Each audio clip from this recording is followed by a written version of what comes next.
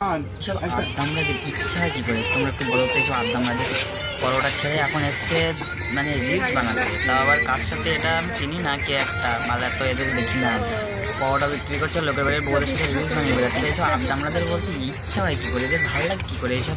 আপনারা কেমন আবার নাকি আসবে নাকি বলিউড এমনি